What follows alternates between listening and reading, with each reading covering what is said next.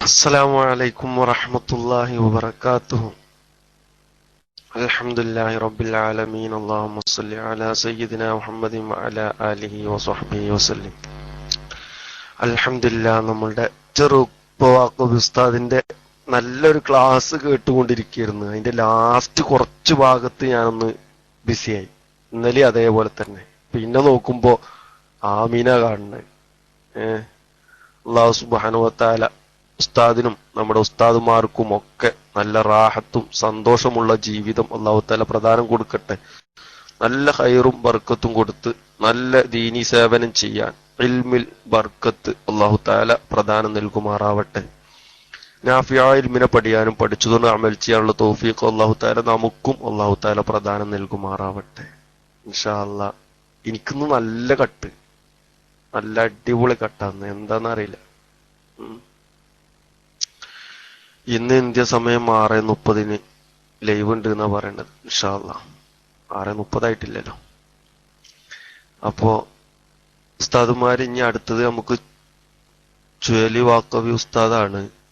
ഇന്ന് ഉണ്ടാവൂല എന്ന് പറഞ്ഞിരുന്നു അല്ലേ? ഇനി ഞായറാഴ്ച ഉണ്ടാവുള്ളൂ എന്നല്ലേ പറഞ്ഞ്? ഇന്നലെ അങ്ങനെ പറഞ്ഞെന്നാ തോന്നിയത്, അല്ലാഹു ആലം. പിന്നെ വാടാനപ്പള്ളി ഉസ്താദ് പിന്നെ ഇന്നലെ 2 ഹദീസ് പറഞ്ഞു തന്നിട്ട് പോയി. കാക്കോട്ട് ഉസ്താദ് മാഷാ അല്ലാഹ്. കാക്കോട്ട് ഉസ്താദ്, ചുഴലി ഉസ്താദ് അല്ല, കാക്കോട്ട് ഉസ്താദ് ഇന്നലെ പറഞ്ഞു 2 ദിവസം കഴിഞ്ഞിട്ടുണ്ടാവുള്ളൂ എന്തോ പറഞ്ഞു. ഇൻഷാ അല്ലാഹ്. മൂച്ചിക്കൽ ഉസ്താദ് ഉണ്ട്. മൂച്ചിക്കൽ ഉസ്താദ് ഇപ്പൊ നിസ്കാരം കഴിഞ്ഞിട്ട് വന്നതാവുന്ന തോന്നുന്നത്. ഉസ്താദ് ഫ്രീ ആണെങ്കിൽ മൈക്കിലേക്ക് വന്നോളി. ഉസ്മാൻ മൂച്ചിക്കൽ ഉസ്താദ്, അല്ലാഹു സുബ്ഹാനഹു വ തആല ഉസ്താദിന്റെ അസുഖമൊക്കെ മാറ്റി കൊടുക്കട്ടെ. നല്ല റാഹത്തിൽ സന്തോഷത്തിലൊക്കെ ജീവിക്കാൻ അല്ലാഹു തൗഫീഖ് നൽകട്ടെ. ഒരുപാട് കാലം നമ്മോട് സഹവസിക്കാനുള്ള തൗഫീഖ് അല്ലാഹു തആല കൊടുക്കട്ടെ. ഇൻഷാ അല്ലാഹ്. നമ്മുടെ ഒരുപാട് ഉസ്താദുമാർ അസുഖമായി കിടക്കുന്നവരുണ്ട്. അവരുടെ അസുഖം അല്ലാഹു തആല മാറ്റി കൊടുക്കട്ടെ. ഞാൻ തുടരാന് ഉസ്താദ് പറയണ്ട്. ഞാൻ തുടരാന് ഇൻഷാ അല്ലാഹ്. ഞാൻ തുടരാം ഉസ്താദ്, ഞാൻ കുഴപ്പമൊന്നുമില്ല. ഞാൻ തുടരുന്നോണ്ട് പ്രശ്നമൊന്നുമില്ല. ഉസ്താദുമാര് തുടരുന്നത് പോലെ ആവൂല എന്ന് മാത്രം. നമ്മള് കുറച്ചു ദിവസം മുന്നേ, വൈകുന്നേരത്തല്ല, കുറച്ചു ദിവസം മുന്നേ രാവിലെ നമ്മൾ തുടങ്ങി വെച്ചൊരു വിഷയം ഉണ്ടായിരുന്നു. ആർക്കെങ്കിലും ഓർമ്മ ഉണ്ടോ? നമ്മൾ ഈ ടൈമില് അല്ലെങ്കിൽ ഇതിന്റെ കുറച്ചു മുന്നേ രാവിലെ നമ്മൾ ഇങ്ങനെ സ്ഥിരമായിട്ട് കുറച്ച് ദിവസം ഉസ്താദുമാര് വരുന്നത് വരെ തുടർന്ന വിഷയം ആർക്കെങ്കിലും ഓർമ്മ ഉണ്ടോ? അത് അവര് ചൊല്ലിക്കോട്ടെ. അഊദുബില്ലാഹി മിനശ് ശൈത്വാനിർ റജീം ഇങ്ങനെ ചൊല്ലിക്കൊണ്ടേയിരിക്കണം. കാരണം ഇപ്പൊ വല്ലാത്ത ഷർറിന്റെ സമയാണ്. അപ്പോ ആർക്കെങ്കിലും ഓർമ്മ ഉണ്ടോ? മറന്നുകൾ. ഈ ഇൽമ നമ്മള് രാത്രിയാ പറഞ്ഞിരുന്നത്. വൈകുന്നേരത്ത് രാവിലെ നമ്മൾ പറഞ്ഞിരുന്നു. അതാണേ, നമുക്കൊരു വിഷയം ഒന്നും പൂർത്തിയാക്കാൻ പറ്റൂല. കാരണം അതാണ് ഞാൻ നേരത്തെ ഉസ്താദുമാര് തുടരും പോലെ തുടരാൻ പറ്റൂല എന്ന് പറഞ്ഞത്. നമുക്കൊരു വിഷയം പൂർത്തിയാക്കാനുള്ള ആഫിയത്തും ഇല്ല, അതുപോലെ തന്നെ അതിനുള്ള യോഗവും ഇല്ല. അപ്പോഴൊക്കെ എന്തെങ്കിലുമൊക്കെ വരും. ഇൻഷാ അല്ലാഹ്. എനിക്ക് ഓർമ്മ ഉണ്ട് കേട്ടോ എന്താ പറഞ്ഞിരുന്നത്. നമ്മൾ ആദ്യം പറഞ്ഞത് നമ്മുടെ ശരീരത്തെ നമ്മൾ അള്ളാഹുവിലേക്ക് കീഴ്പ്പെടുത്താനാ പറഞ്ഞിരുന്നത്. അങ്ങനെ നമ്മൾ കീഴ്പ്പെടുത്തി ഏകദേശം അതിനെ കുറിച്ചൊക്കെ പഠിച്ചു. ഇപ്പൊ മറന്നതാണ്, അത് പോട്ടെ. ഇനി നമ്മൾ വേറെ ആരെങ്കിലുമൊക്കെ പറയുമ്പോ ഓർമ്മ വരും. എന്നിട്ട് അത് കഴിഞ്ഞിട്ട് പിന്നെ നമ്മൾ ഇങ്ങനെ പറഞ്ഞത് ഹബീബായ റസൂൽ സ്വല്ലല്ലാഹു അലൈഹി വസല്ലമ തങ്ങളുടെ ഇബാദത്തിന്റെ കാര്യമാണ് പറഞ്ഞത്. എന്നിട്ട് ആ ഇബാദത്ത് ഇങ്ങനെ ചെയ്തുകൊണ്ടിരിക്കുന്ന സമയത്താണ് തഹജ്ജുദ് നിസ്കാരത്തിന്റെ കാര്യം പറഞ്ഞത്. അങ്ങനെ വരട്ടെ. ഇപ്പൊ ഓർമ്മ വരുന്നുണ്ട്. കണ്ടോ, സുബഹി നിസ്കരിച്ചില്ലെങ്കിൽ മൂത്രമൊഴിക്കും. ആര് മൂത്രമൊഴിക്കുന്നത്? സുബഹി നിസ്കരിക്കില്ലെങ്കിൽ ആരാ മൂത്രമൊഴിക്കുക? കാരണം സുബഹിക്ക് നിസ്കരിക്കാൻ നീക്കുമ്പോ ഒരു മൂത്രമൊഴിക്കലുണ്ട്. അപ്പൊ ആ മൂത്രമൊഴിക്കാതെ കിടന്നുറങ്ങിക്കഴിഞ്ഞാൽ ചിലപ്പോ നമ്മൾ തന്നെ മൂത്രമൊഴിച്ചു പോവും. പിന്നെ പിശാചല്ല മൂത്രമൊഴിക്കുക. അപ്പൊ എന്താ പറഞ്ഞതറിയോ?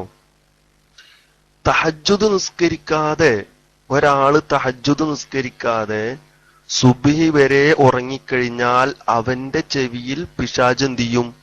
മൂത്രമൊഴിക്കുന്നു. അപ്പൊ സുബ്ഹി നിസ്കരിച്ചാലും തഹജ്ജുദ് നിസ്കരിക്കാത്ത ആൾക്ക് ഉന്മേഷം ഉണ്ടാവൂല. അപ്പൊ അതുകൊണ്ട് നമ്മൾ എന്ത് ചെയ്യണം? ഉന്മേഷം കിട്ടാൻ വേണ്ടിയിട്ടും നമുക്ക് എന്ത് ചെയ്യണം? തഹജ്ജുദ് നിസ്കരിക്കണം. അപ്പൊ അങ്ങനെ പറഞ്ഞിട്ട് നമ്മൾ പറഞ്ഞു, ചെവിയിൽ നമ്മൾ സാധാരണ നമ്മുടെ ചെവിയിലൊക്കെ വെള്ളം ഒഴിച്ചു കഴിഞ്ഞാല് നമ്മൾ പെട്ടെന്ന് ഉണരുക ചെയ്യാം അല്ലേ? നമ്മളെ ചെവിയിൽ മറ്റുള്ള ഭാഗങ്ങളിൽ വെള്ളം തട്ടുന്നത് പോലെയല്ല ചെവിയിൽ വെള്ളം തട്ടുന്നത്. ചെവിയിൽ വെള്ളം തട്ടിക്കഴിഞ്ഞാൽ പെട്ടെന്ന് ഉണരും. അപ്പൊ എത്ര ഉറക്കമുള്ള ആളാണെങ്കിലും ഉണരും. പക്ഷെ ഇവിടെ ചെവിയിൽ പിശാച് മൂത്രമൊഴിച്ചാല് നേരെ വിപരീത സംഭവിക്കുക. എന്താ സംഭവിക്കുക അറിയോ? ഉറക്കം കൂടുക. അപ്പൊ ഒരു ആനമയക്ക് പോലെ നമ്മൾ എന്ത് ചെയ്യും? ആ പിശാചിന്റെ മൂത്രം ചെവിയിലെത്തിക്കഴിഞ്ഞാൽ നമ്മൾ നന്നായിട്ടുണ്ട് ഉറങ്ങും. അവിടെയാണ് നമ്മളൊരു കാര്യം ചിന്തിക്കേണ്ടത്. എന്ത്? നല്ല വാസന സോപ്പും ക്രീമും എണ്ണയും പൗഡറും നല്ല ചുളിവ് തട്ടാത്ത ഡ്രസ്സുകളൊക്കെ ആയിട്ട് ചില മാന്യന്മാരിങ്ങനെ ആ പിശാചിന്റെ മൂത്രം ഒഴിച്ച ആ മൂത്രത്തോടു കൂടി ഇങ്ങനെ റോട്ടിൽ ഇറങ്ങണ കാണാം. എത്ര ആൾക്കാരുണ്ട് അല്ലേ? ഭയങ്കര കണ്ടാലൊക്കെ നല്ല മണം ഉണ്ടാവും അല്ല, നല്ല മണം ഉണ്ടാവും, നല്ല ഉഷാറായിരിക്കും.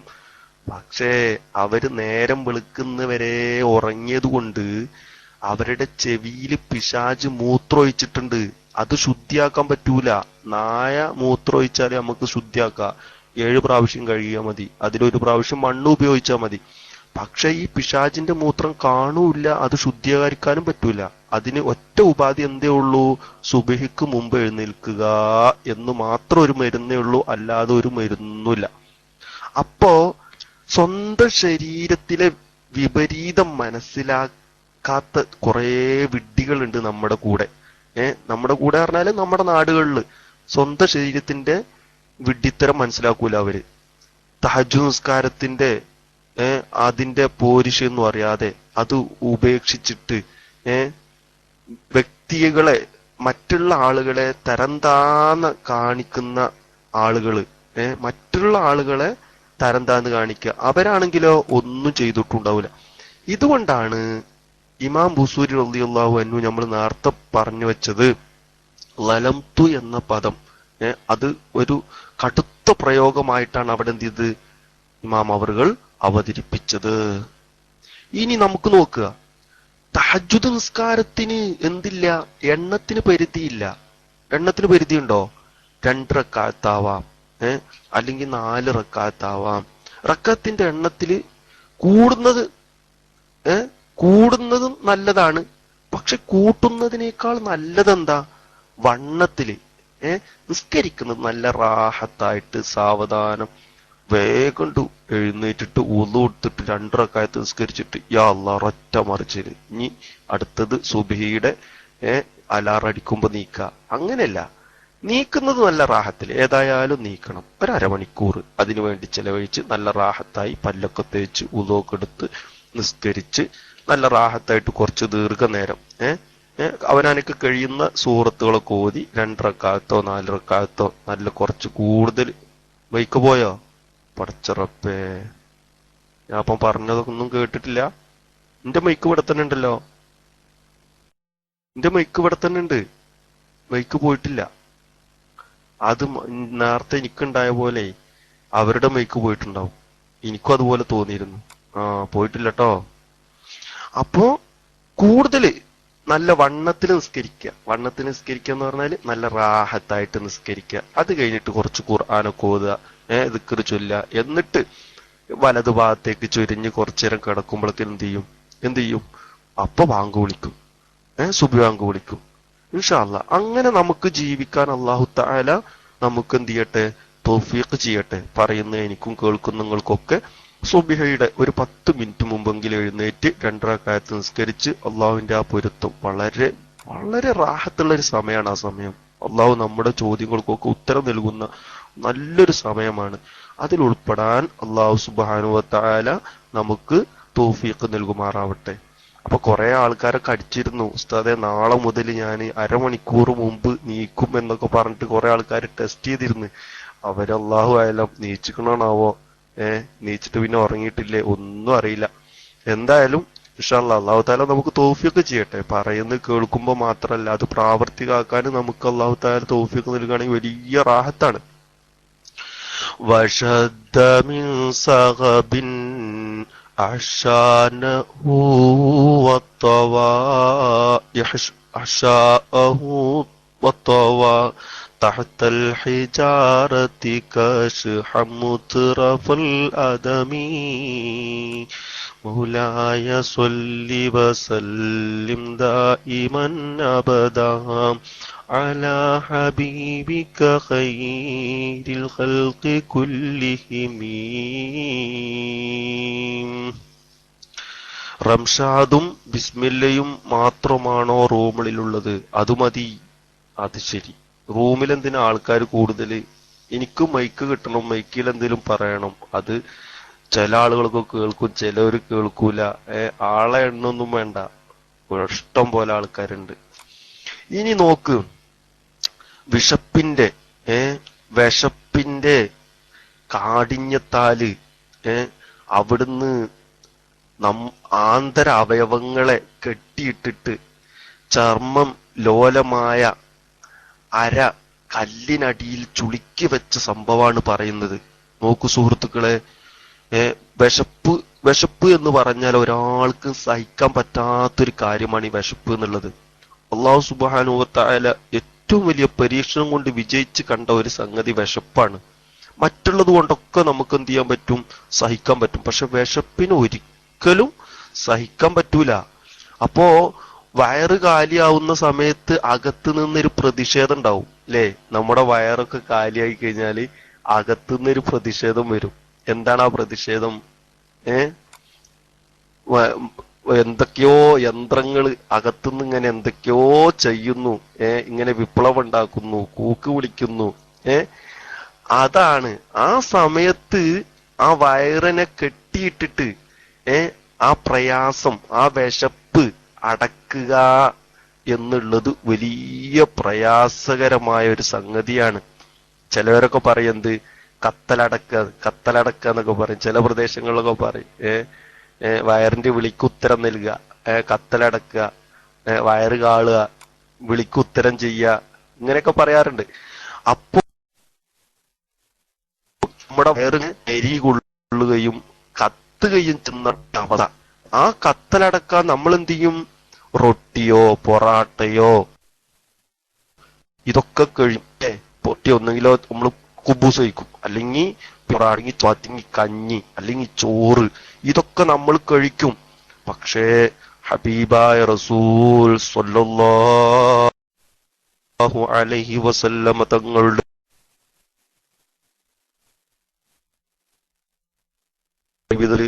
കുഴിക്കുന്ന കട്ടിൽ ഹബീബായ റസൂലുള്ളാഹി അലൈഹി വസല്ലം അയറ്റത്തുള്ളതിന്റെ അതിനേക്കാൾ വലിയ കല്ല് കെട്ടി വെച്ചിട്ട് ഹബീബായ റസൂൽ സ്വല്ലല്ലാഹു അലൈഹി വസല്ലം തങ്ങൾ വിശപ്പ് സഹിച്ചു അല്ലേ? ഖന്തഖ് കീറുന്ന സമയത്ത് സ്വഹാബികളൊക്കെ വന്നിട്ട് പറഞ്ഞു, നബിയെ ഞങ്ങൾക്ക് പറ്റണില്ല നബിയെ, ഇനി കുഴിക്കാൻ വിശന്നിട്ട് വയ്യ, ഞങ്ങളെ വയറ്റിലേക്കൊന്ന് നോക്കൂ, കല്ലാണ് ഞങ്ങളുടെ വയറ്റിൽ കെട്ടിവെച്ചിട്ടുള്ളത്. ഹബീബായ റസൂൽ സ്വല്ലല്ലാഹു അലൈഹി വസല്ലം തങ്ങൾ പുരുഷമാക്കപ്പെട്ട കൈ കൊണ്ട് ഷറഫാക്കപ്പെട്ട ആ വയറിന്റെ മുഖത്തുള്ള ആ കമ്മീസം കൊണ്ട് പൊക്കി കാണിച്ചു കൊടുത്തു, സ്വഹാബത്തെ ഞാനും കെട്ടിയിട്ടുണ്ട് കല്ല്, കണ്ടോ? അപ്പൊ ഞമ്മള് പൊറാട്ട കൊണ്ട്, ചപ്പാത്തി കൊണ്ട്, കുബൂസ് കൊണ്ടൊക്കെ വയറ് വിശപ്പ് അടക്കുമ്പോ ഹബീബായ റസൂൽ സ്വല്ലല്ലാഹു അലൈഹി വസല്ലം തങ്ങള് കല്ല് വെച്ച് കെട്ടിയിട്ടാണ് വിശപ്പ് അകറ്റിയത്. നിങ്ങൾ നോക്ക്, നമുക്കൊക്കെ പല ആളുകൾക്കും ജീവിതം പലപ്പോഴും പല സമയത്തും ഭയങ്കര പ്രയാസകരമായിരിക്കും അല്ലേ? നമ്മൾക്ക് വരുന്ന വിഷമങ്ങള്, പ്രയാസങ്ങള് അത് സഹിക്കാനുള്ള ഒരു ആ സാഹചര്യങ്ങളോട് പൊരുതി ജീവിക്കാനുള്ള ഒരു മനക്കരുത്ത് ഉണ്ടാവാറില്ല അല്ലേ? എന്നാൽ എന്ത് ചെയ്യണം?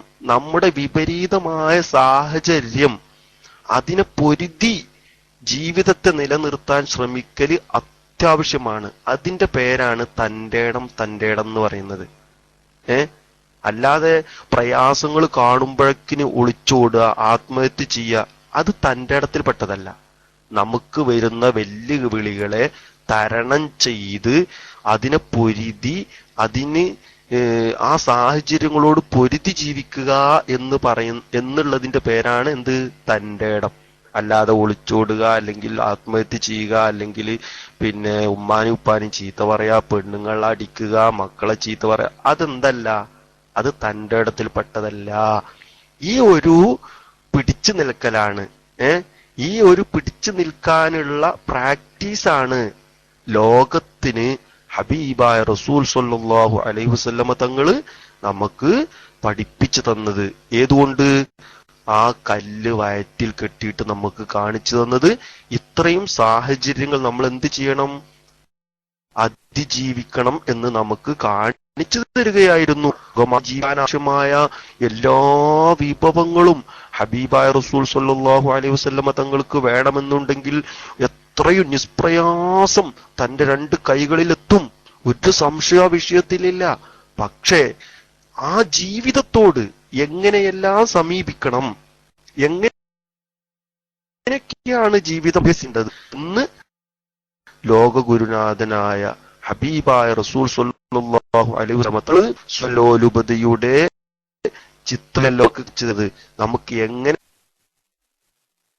വിഷമിച്ചാൽ എങ്ങനെ ജീവിക്കാം എന്ന് നാം പഠിച്ചു തരികയായിരുന്നു. അതാണ് ഹബീബ് റസൂലുള്ളാഹി സ്വല്ലല്ലാഹു അലൈഹി വസല്ലം തങ്ങൾ അങ്ങനെ പ്രയാസം സഹിച്ച് വിഷമിച്ച് ജീവിക്കുന്നവർക്കാണ് സ്വർഗം ഉള്ളത് എന്ന് ഹബീബായ റസൂൽ സ്വല്ലല്ലാഹു അലൈഹി വസല്ലം തങ്ങൾ പറഞ്ഞു. എന്നിട്ട് നോക്ക്, ഹബീബായ റസൂൽ സ്വല്ലല്ലാഹു അലൈഹി വസല്ലം തങ്ങൾ പറഞ്ഞു, ഉസാമത്ത് ബിൻ സയ്യിദ് റളിയല്ലാഹു അൻഹുമ നബി തങ്ങളെ കുറിച്ച് പറഞ്ഞു. എന്താ പറഞ്ഞത്? ഖുംതു അലാ ബാബിൽ ജന്ന ഫകാന അമത മൻ ദഖല അൽ മസാകീൻ വഅസ്ഹാബുൽ ജദ്ദി മഹബൂസൂന ഗൈറ അന്ന അസ്ഹാബൻ നാർ ഖദ് ഉമിറ ബിഹിം ഇലൻ നാർ. ഹബീബായ റസൂൽ സ്വല്ലല്ലാഹു അലൈഹി വസല്ലം തങ്ങൾ പറഞ്ഞു, എന്ത്? ഞാൻ സ്വർഗത്തിന്റെ വാതിലിലേക്ക് ഞാനിങ്ങനെ നിൽക്കാണ്. സ്വർഗത്തിന്റെ വാതിലിന്റെ അടുത്ത് ഞാൻ ഇങ്ങനെ നിൽക്കുകയാണ്. ഹബീബായ റസൂൽ സ്വല്ലല്ലാഹു അലൈഹി വസല്ലം തങ്ങൾ പറയാണ് കേട്ടോ. അപ്പോ അവിടെ മിസ്കീന്മാര് എന്ന് പറയില്ല നമ്മള്, പാവങ്ങൾ ഇങ്ങനെ സ്വർഗത്തിലേക്ക് ഇങ്ങനെ കടന്നു പോകുന്നുണ്ട്. പണക്കാരവിടെ തടയപ്പെട്ടിട്ടുണ്ട്.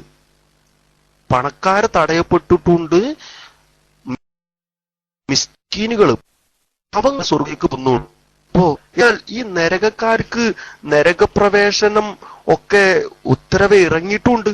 നരകത്തിലേക്ക് പോകേണ്ടവർക്ക് നരകത്തിൽ പോവാനുള്ള ഉത്തരവ് ഇറങ്ങിയിട്ടുണ്ട്. ആ സമയത്താണത്. അപ്പോ ഈ പണക്കാരെ തടയപ്പെട്ടിട്ടുണ്ട്. ഇതിൽ നിന്ന് നമുക്ക് മനസ്സിലാവുന്നത് എന്താ? മുതലാളിമാർക്ക് സ്വർഗമുണ്ട്. സ്വർഗം ഇല്ല. പക്ഷേ എന്തുണ്ട്? കണക്ക് നോക്കാനായിട്ട് അവരെ ആ വാതിലിന്റെ മുന്നിലൊന്ന് തടയപ്പെടുന്നുണ്ട്. എന്നാ പാവങ്ങൾക്കോ അവിടെ ചെക്കിംഗ് ഇല്ല. പാവങ്ങൾക്ക് ചെക്കിംഗ് ഇല്ലാതെ കയറ്റി വിടുന്നുണ്ട്. പക്ഷേ മുതലാളിമാരെ അവരെ ഒന്ന് ചെക്ക് ചെയ്യുന്നതിന് വേണ്ടി തടഞ്ഞു വച്ചിട്ടുണ്ട്. അപ്പൊ മുതലാളിമാരുടെ കൂട്ടത്തില് നരകശിക്ഷക്ക് അർഹനായവനെ കുറിച്ചല്ല ഈ ചെക്കിങ് എന്ന് പറയുന്നത്. കാരണം നരകത്തിലേക്ക് പോകേണ്ടവരൊക്കെ നരകത്തിലേക്ക് തന്നെയാണ്. സ്വർഗത്തിലേക്ക് പോകുന്ന ആളുകളെയാണ് അവിടെ ഒരു കാരണം അർഹനായവനെ നരകത്തിലെറിയുവാൻ ഉത്തരവിറങ്ങിക്കഴിഞ്ഞിട്ടുണ്ട്. ഉത്തരവ് ഇറങ്ങാത്തതിന്റെ കാര്യമാണ് ഗേറ്റിലെ തടഞ്ഞുവെക്കൽ എന്ന് പറയുന്നത്. അപ്പോ നമുക്ക് കുറച്ചും കൂടി ഒന്ന് വേഗം ഓടിച്ചു പോവാ. സമ്പത്ത് നരകത്തിന് എന്ത് ചെയ്യും? വഴിവെക്കൂ എന്ന് ധരിക്കുന്ന ചില ആളുകളുണ്ട്. സമ്പത്തുള്ളോ നരകത്തിൽ പോവും, സമ്പത്തുണ്ടെങ്കിൽ നരകത്തിൽ കിടക്കേണ്ടി വരും എന്നൊക്കെ പറയുന്ന ആളുകളുണ്ട്. അത് തെറ്റാണ്. ചിലർക്ക് അല്ലാഹു സുബ്ഹാനഹു വ തആല ഭാഗ്യത്തിന് ധനം സ്വർഗത്തിലേക്കുള്ള വഴിയാക്കി തീർക്കും. അല്ലെ? നമ്മുടെ ഖമറുലുലമ്മ ഒരു 1000 ചാക്ക് സിമെന്റ് വേണമെന്ന് പറയുമ്പോ, ഉസ്താദെ അത് ഞാൻ തന്നു, അല്ലെങ്കിൽ ആ ബിൽഡിങ്ങിന്റെ പണി ഞാൻ ഏറ്റെടുത്തു, അല്ലെങ്കിൽ ആ പള്ളിയുടെ പണി ഞാൻ എടുത്തു പറഞ്ഞിട്ട് നമ്മള് പണക്കാരൊക്കെ പറയാറില്ലേ നല്ല ആവേശത്തോടു കൂടി. അത്തരം പണക്കാർ എന്തല്ല, അങ്ങനത്തെ പണക്കാരെന്തല്ല, നരകവാസികളല്ല, അവർക്ക് സ്വർഗമുണ്ട്. ഹബീബായ റസൂൽ സ്വല്ലല്ലാഹു അലൈഹി വസല്ലം തങ്ങൾ പറഞ്ഞില്ലേ, നിഅമൽ മാലു സ്വാലിഹു ലിറജുലി സ്വാലിഹ് എന്നല്ല പറഞ്ഞത്? നല്ല മനുഷ്യന് നല്ല ധനം നല്ല റാഹത്ത് ചെയ്യും, നല്ല ഗുണം ചെയ്യും.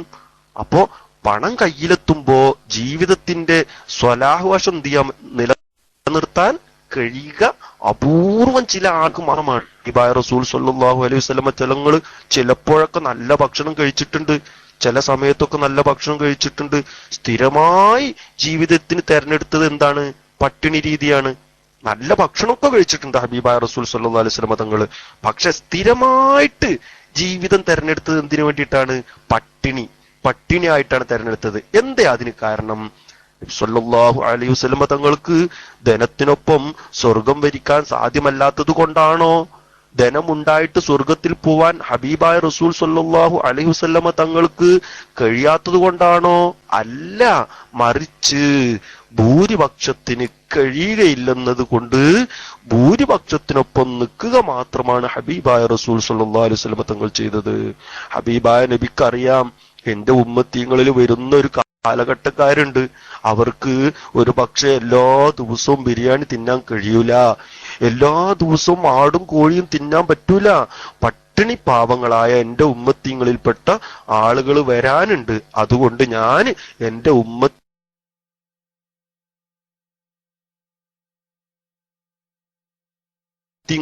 ആ പട്ടങ്ങൾ ആകാണ് ഞാൻ നിലകൊള്ളുന്നത് എന്ന് നമ്മമാണ് ഹബീബായ റസൂൽ സ്വല്ലല്ലാഹു അലൈഹി വസല്ലമ തങ്ങള് പട്ടിണിയുടെ ജീവിതം തെരഞ്ഞെടുത്തത്. എത്രത്തോളം ആയിഷ ബീവി റളിയല്ലാഹു അൻഹു റളിയല്ലാഹു അൻഹ കുടുംബത്തിലെ ഭക്ഷണത്തിന്റെ കാര്യത്തിൽ പറയുമ്പോ മാ ശബിഅ ആലു മുഹമ്മദിൻ മിൻ ഖുബ്സിൻ ശഈരിൻ യൗമൈനി മുത്തതാബിഈൻ എന്നല്ലേ സ്വഹീഹുൽ ബുഖാരിയിൽ നബി സല്ലല്ലാഹു അലൈഹി വസല്ലം തങ്ങൾ പറഞ്ഞ് തങ്ങളുടെ കുടുംബ ജീവിതത്തെ കുറിച്ച് പറഞ്ഞത് എന്താ? ഹബീബായ നബി സല്ലല്ലാഹു അലൈഹി വസല്ലം തങ്ങള് അവിടുത്തെ കുടുംബം യൗവനത്തിന്റെ റൊട്ടി എന്ന് പറയുന്ന സാധനം തുടർച്ചയായി 2 നാൾ വയറ് നിറച്ച് ഭക്ഷിച്ചിട്ടില്ല. എന്ന് പറഞ്ഞാല് ഒരു ദിവസം റൊട്ടി കഴിച്ചാൽ പിറ്റേ ദിവസം പട്ടിണിയായിരിക്കും, പിന്നെ ഒരു ദിവസം ഭക്ഷണം കഴിച്ചാൽ പിറ്റേ ദിവസം പട്ടിണിയായിരിക്കും. ആ രൂപത്തിലായിരുന്നു ഹബീബായ റസൂൽ സ്വല്ലല്ലാഹു അലൈഹി വസല്ലം തങ്ങളുടെ കുടുംബ ജീവിതം മുന്നോട്ട് പോയിരുന്നത്. അഥവാ ഒരു നാള് കിട്ടിയാൽ പിറ്റേനാൾ ഉണ്ടാവൂല. ആയിഷ റളിയല്ലാഹു അൻഹു പറയുന്നത്, ഉർവ റളിയല്ലാഹു അൻഹു ഉദ്ധരിക്കുന്നത് ചില ഹദീസുകളിൽ കാണാം. ഹബീബായ റസൂൽ സ്വല്ലല്ലാഹു അലൈഹി വസല്ലം തങ്ങള് അവര് പറയാണ്, ഞങ്ങള് നബി സ്വല്ലല്ലാഹു അലൈഹി വസല്ലം തങ്ങളുടെ 2 വീട്ടുകാര് 2 മാസത്തിലായിട്ട് 3 ബാലചന്ദ്രനെ പ്രവാചക കൂരകളിൽ തീരെ തീ എരിഞ്ഞിട്ടില്ലാത്ത പശ്ചാത്തലത്തിൽ നോക്കിയിട്ടുണ്ടായിരുന്നു. അത് പറയുമ്പോ നമുക്ക് അതിന്റെ ഉദാഹരണത്തെ കുറിച്ചിട്ട് കൂടുതൽ എനിക്ക് നിങ്ങളോട് എന്ത് ചെയ്യാൻ പറ്റില്ല, വാദിക്കാൻ കഴിയില്ല. കാരണം അവിടുന്ന് ഉർവത്ത് റളിയല്ലാഹു അൻഹു ചോദിക്കാണ്, എന്റെ സഹോദരി അപ്പോ എന്റെ സഹോദരി അപ്പോ പിന്നെ നിങ്ങള് എങ്ങനെയാണ് ഇങ്ങനെ ജീവിച്ചു പോന്നിരുന്നത്? നിങ്ങൾക്ക് എങ്ങനെ അങ്ങനെ ജീവിക്കാൻ കഴിഞ്ഞത്? ഇങ്ങനെ 2 മാസത്തിൽ ഒരിക്കൽ പോലും നിങ്ങൾക്ക് അങ്ങനെ വീട്ടിൽ തീ കത്തിക്കാതെ പട്ടിണിയായിട്ട് ഇങ്ങനെ കഴിഞ്ഞു നിങ്ങള്? അപ്പൊ അവര് പറയാണ്, കറുത്ത 2 എണ്ണം ഞങ്ങളുടെ ജീവിതം നിലനിർത്താന് കറുത്ത 2 എണ്ണം. എന്താണത്? കാരക്കയും വെള്ളവുമാണ് ഞങ്ങളെ ജീവിതം നിലനിർത്തിയത് 2 മാസം. പക്ഷെ നബി സല്ലല്ലാഹു അലൈഹി വസല്ലം തങ്ങളുടെ അയൽവക്കക്കാരായ അൻസാരികൾക്ക് പോറ്റാൻ വാങ്ങിയ ഒട്ടങ്ങൾ ഉണ്ടായിരുന്നു. അതിനാൽ അവര് കൊടുത്തയക്കുന്ന പാല് നബി സല്ലല്ലാഹു അലൈഹി വസല്ലം തങ്ങൾ ഞങ്ങളെ എന്ത് ചെയ്യും?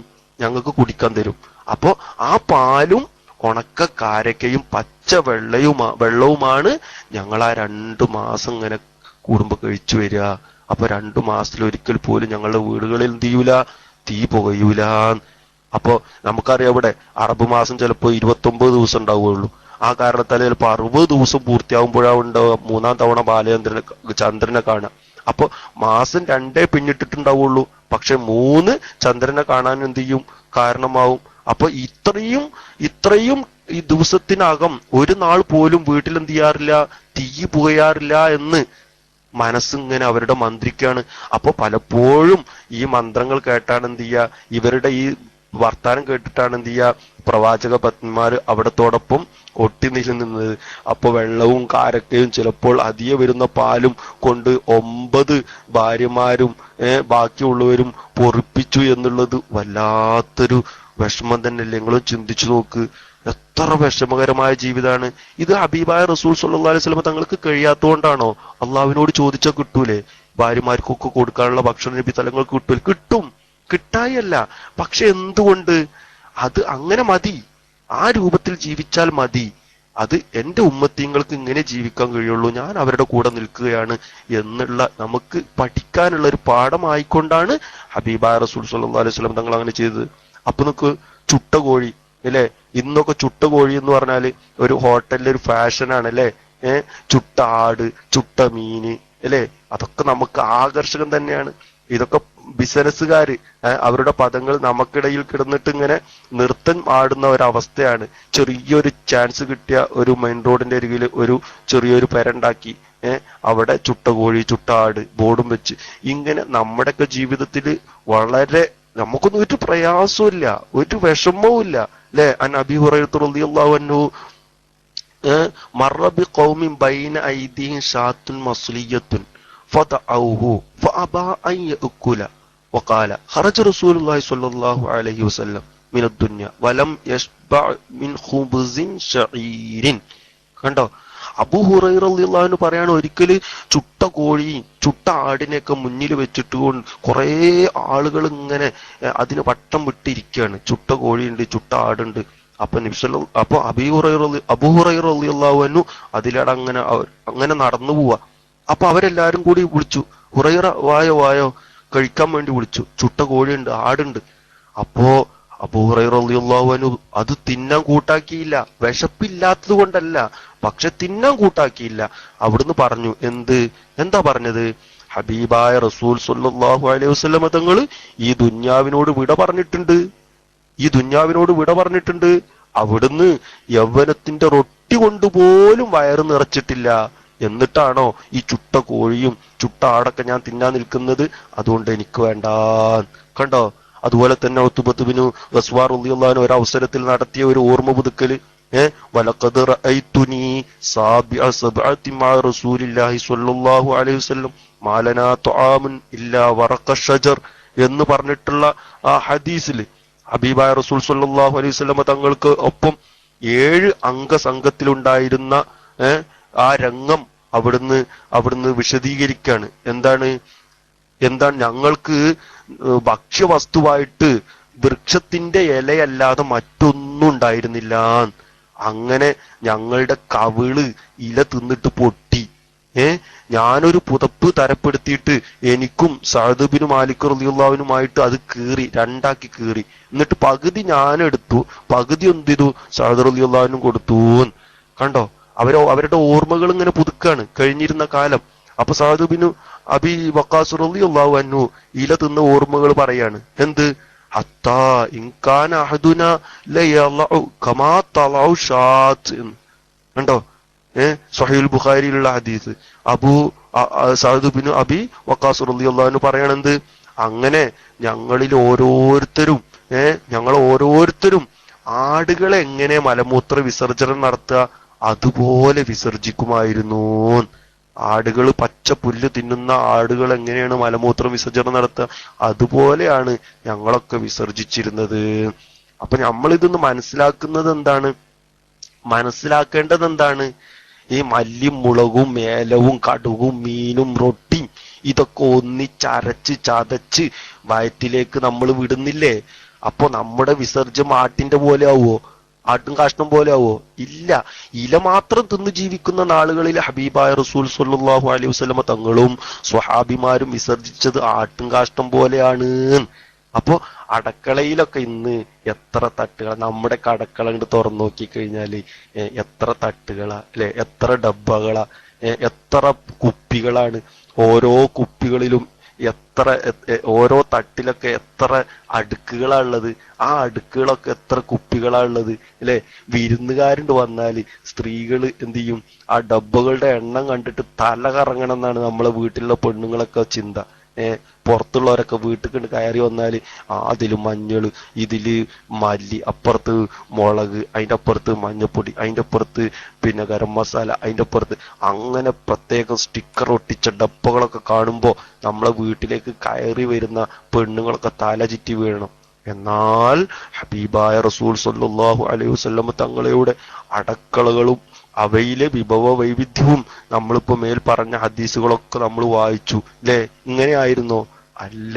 അപ്പൊ പുതിയതും പഴയതുമായ വീടുകളിൽ കിച്ചണൊക്കെ നമ്മൾ സജ്ജീകരിക്കുന്നതിന് മാത്രമായി പ്രത്യേകം ടെൻഡറൊക്കെ കൊടുക്കുന്ന ആ ആളുകളില്ലേ, അവരൊക്കെ എന്ത് ചെയ്യണം? നമ്മുടെ മേൽ പറഞ്ഞ ഹദീസുകളൊക്കെ ഒന്ന് പഠിക്കണം, അതൊക്കെ പറഞ്ഞു കൊടുക്കണം. അല്ലാതെ നമ്മളിതൊക്കെ ഇങ്ങനെ പറഞ്ഞു പോയാൽ പോരാ. നമ്മൾ അത്യാവശ്യ കാര്യങ്ങൾ മാത്രം നമ്മൾ നോക്കുക. വീട്ടിന്റെ ഉള്ളിലുകള് പിന്നെ വിഭവങ്ങളൊക്കെ നമുക്ക് സജ്ജീകരിക്കാൻ ഫ്രിഡ്ജൊക്കെ ആവശ്യമുണ്ടാവും, സ്റ്റോർ റൂമൊക്കെ ആവശ്യമുണ്ടാവും, സാമഗ്രികളൊക്കെ ആവശ്യമുണ്ടാവും. പക്ഷെ അത് തയ്യാറ് ചെയ്യുമ്പോൾ നമ്മൾ അമിതമായി പോകുന്നുണ്ടോ എന്നും കൂടെ നമ്മൾ എന്ത് ചെയ്യണം? ശ്രദ്ധിക്കണം. അല്ലാഹുമ്മ ജഅൽ റിസ്ഖ ആലി മുഹമ്മദിൻ ഖൂത്താ എന്ന് പറഞ്ഞില്ലേ? അതാ മുഹമ്മദിന്റെ വീട്ടുകാരുടെ ഭക്ഷണം ജീവൻ പിടിച്ചു നിർത്താൻ വേണ്ടത് എത്രയോ അത്രയാക്കണേന്ന് ഹബീബായ റസൂൽ സ്വല്ലല്ലാഹു അലൈഹി വസല്ലം തങ്ങൾ ദുആ ചെയ്യണേ. എന്താ ദുആ ചെയ്യണത്? അബൂ സാബിത്, ഹബീബായ റസൂൽ സ്വല്ലല്ലാഹു അലൈഹി വസല്ലം തങ്ങൾ എന്താ ദുആ ചെയ്യണത്? മുഹമ്മദിന്റെ വീട്ടുകാരുടെ ഭക്ഷണം ജീവൻ പിടിച്ചു നിൽക്കാൻ എത്രയാ വേണ്ടത്? അത്ര ആക്കി തരണേന്ന്. അപ്പൊ ഇവിടെ ഹബീബായ റസൂൽ സല്ലല്ലാഹു അലൈഹി വസല്ലം തങ്ങൾ ഭാര്യമാർക്കും കുട്ടികൾക്കും ദ്രോഹം ചെയ്യുന്ന ഒരു കുടുംബനാഥനായാണോ? ആണോ? അല്ല. എന്താണ്? കൊഷി ജീവിതം മോഹിക്കുന്നവർക്കുള്ള ചിന്തിക്കാനുള്ള ഒരു ചാൻസ് അവിടെ കൊടുക്കുകയാണ്. കൊഷി, വെറും കൊഷി. ഇന്ന് ബിരിയാണി ആണെങ്കിൽ നാളെ എന്ത് നെയ്ച്ചോറ്, ഇന്ന് പൊറാട്ടയാണെങ്കിൽ നാളെ പത്തിരി. ഇതെന്താ? എന്നും പിട്ടാ, എന്നും നെൽപ്പിട്ട, ഇതെനിക്ക് വേണ്ട എന്ന് പറയുന്ന കുട്ടികളില്ലേ, അവരെ നമ്മൾ അങ്ങനെ പഠിപ്പിച്ചു പോയി അല്ലേ. ഇപ്പൊ പെണ്ണുങ്ങൾക്ക് തന്നെ ഒരു പ്രത്യേക സിസ്റ്റാണ്. വയല് പറയുമ്പോ ഉസ്താദ്മാര് പറയണ ഒരു ടൈം ടേബിളാണ്. ഓരോ ദിവസം ഇന്ന ഭക്ഷണം ഇന്ന രൂപത്തില്. അതില്ലെങ്കിൽ പിന്നെ കുട്ടികൾ തോന്നില്ല. നമുക്കതൊന്നും പറ്റൂല. നെയ്ച്ചോറ്, ബിരിയാണി, തേങ്ങാച്ചോറ്, ഇങ്ങനെ തുടങ്ങി. ഇനിയിപ്പോ ഒന്നുമില്ലെങ്കിലും വെറുതെ ഉലുവ അടുപ്പത്ത് വെച്ചിട്ടെങ്കിലും ആ വാസന പുറത്തറിയിക്കണം. അങ്ങനെ അത്രയും വാശിയോടെയാണ് ആ മൈദപ്പത്തിരി, അത്രയും വാശിയോടെ നമ്മുടെ വീട്ടിലെ അടുക്കളയൊക്കെ കഴിയുന്നത്. അല്ലാഹു തആല കാത്തുരക്ഷിക്കട്ടെ. എന്റെ കൂട്ടുകാരൊരു കാര്യം ശ്രദ്ധിക്കണം. ഇവിടെ ഞാൻ എപ്പോഴും ഓർക്കുന്നത്, നമ്മളൊന്നും ഓർക്കാൻ മാത്രമില്ല, ഓർക്കാനും ഇല്ല. പക്ഷേ നമ്മുടെ മക്കള് നല്ല പാന്റും ഷർട്ടും ഇട്ടിട്ട് നല്ല സൈക്കിളില് ഒരു മൊബൈലും കയ്യിൽ വെച്ചിട്ട് സ്കൂളിലേക്ക് പോകുന്ന സമയത്ത് അത് കണ്ടുകൊണ്ട് റബ്ബേ, എനിക്ക് എന്റെ ഉപ്പ ഉണ്ടായിരുന്നെങ്കിൽ, അല്ലെങ്കിൽ എന്റെ ഉപ്പ ദുബായിലായിരുന്നുവെങ്കിൽ എനിക്കും അവന്റെ പോലെ പോവാമായിരുന്നു എന്ന് ചിന്തിക്കുന്ന മക്കള് നമ്മളെ അയൽവക്കത്തുണ്ട്, നമ്മളെ കൂട്ടുകാരിലുണ്ട്. അതുകൊണ്ട് നമ്മൾ ആ ചിന്ത മറന്നു പോവരുത്. നമ്മുടെ വീട്ടില് നെയ്ച്ചോറ് വെക്കുമ്പോഴും ബിരിയാണി വെക്കുമ്പോഴും ഇറച്ചി വെക്കുമ്പോഴും അതിന്റെ മണം പുറത്തേക്ക് തള്ളുന്ന സമയത്ത് ഉമ്മ എവിടുന്നാണ് ആ മണം വരുന്നത്, നമുക്കും ഒന്ന് വെച്ചുകൂടെ എന്ന് ചോദിക്കുന്ന പാവപ്പെട്ട കുടുംബം നമ്മുടെ അയൽവക്കത്തുണ്ട്. നമ്മൾ മറന്നു പോവരുത്. അതാണ് ഹബീബായ റസൂൽ സല്ലല്ലാഹു അലൈഹി വസല്ലം തങ്ങൾ പറഞ്ഞത്, ദാരിദ്ര്യം പിടിച്ചു വിഷമിച്ച് ജീവിക്കുന്ന എന്റെ കൂട്ടുകാര് വരാനുണ്ട്. അതുകൊണ്ട് എന്റെ കുടുംബത്തില് കൊശി വേണ്ട. എന്റെ കുടുംബത്തില് എന്റെ ഭാര്യമാർക്ക്, എന്റെ മക്കൾക്ക് പട്ടിണിയാവാതെ ജീവിക്കുന്ന ഒരു സാഹചര്യം തന്നാൽ മതി റബ്ബേ എന്ന് അള്ളാഹുവിന്റെ റസൂല് ദുആ ചെയ്യാൻ കാരണം അതാണ്. അപ്പൊ നമ്മളതൊക്കെ ചിന്തിക്കണം. നമ്മളെ മക്കളെ നല്ല അടിപൊളിയായിട്ട് നമ്മള് 50 പവനും 1 ലക്ഷം രൂപയൊക്കെ കൊടുത്തിട്ട് കല്യാണം കഴിച്ചയക്കുമ്പോ അപ്പുറത്ത് നെടുവീർപ്പിടുന്ന അതിനേക്കാൾ പ്രായമുള്ള പെൺകുട്ടികളുണ്ട്. അപ്പൊ ആ വിഷയം നമ്മൾ ചിന്തിക്കണം. അതിനാണ് നമ്മൾ എന്ത് ചെയ്യുന്നത്? ഉസ്താദുമാരെ വായല് കേൾക്കുന്നത്, ക്ലാസ് കേൾക്കുന്നത്. കഴിയുന്നതും നമ്മളെ ചെലവ് കഴിഞ്ഞാൽ നമ്മളെ പാവപ്പെട്ട കൂട്ടുകാർക്കൊക്കെ കൊടുക്കാൻ വേണ്ടി നമ്മൾ ശ്രമിക്കുക. അയൽവക്കത്തൊക്കെ ആഴ്ചയിലെ ഒരു ദിവസം, ആഴ്ചയിലെ 1/2 കിലോ ഇറച്ചിയെങ്കിലും വാങ്ങാനുള്ള പൈസ കൊടുക്കുക. അതുപോലെ പെരുന്നാളൊക്കെ വരുമ്പോ പാവപ്പെട്ട കുട്ടികൾക്ക് ഉടുപ്പൊക്കെ കൊടുക്കാനുള്ള പൈസ കൊടുക്കുക. അതൊക്കെ നമുക്ക് വലിയ പുണ്യം നൽകും. അങ്ങനെ നമ്മളെ കുട്ടികൾ മക്കളും ആ റാഹത്തില് സന്തോഷത്തിൽ കഴിയാൻ അത് ഇടവരും. അള്ളാഹു സുബ്ഹാനഹു വ തആല നമ്മുടെ മക്കളെന്ന് എത്തീമക്കളാക്കാതെ അത്രയും ഷെറുകളിലൊന്നും അത്രയും വാശി പിടിക്കുന്ന അങ്ങനെ പറയേണ്ടി വരുന്ന ഒരു മക്കളല്ലാതെ നല്ല റാഹത്തിൽ സന്തോഷത്തിൽ വളരാനുള്ള തൗഫീഖ് നമുക്ക് അള്ളാഹു തആല പ്രദാനം നൽകുമാറാവട്ടെ ഇൻഷാ അല്ലാഹ്. അപ്പോ വയറ് നിറയെ തിന്നാൻ അവസരം കൊടുക്കാതെ പിടിച്ചു നിർത്തി ജീവൻ ബാക്കി നിൽക്കാൻ ആവശ്യമുള്ള അളവിൽ ഒതുക്കുകയാണ് ഇവിടെ എന്ത് ചെയ്തത്, ലോകം പടക്കുവാൻ കാരണഭൂതരായ ഹബീബായ റസൂൽ സ്വല്ലല്ലാഹു അലൈഹി വസല്ലം തങ്ങൾ ചെയ്തത്. അപ്പോ ഇന്ന് നാം ഇല തിന്നേണ്ട ആവശ്യമില്ല, ഇല തിന്നാനും പറയുന്നില്ല, ആടിനെ പോലെ വിസർജിക്കേണ്ടതും ഇല്ല. കാരണം ഇല തിന്നവരെ ആടിനെ പോലെ വിസർജിക്കുള്ളൂ.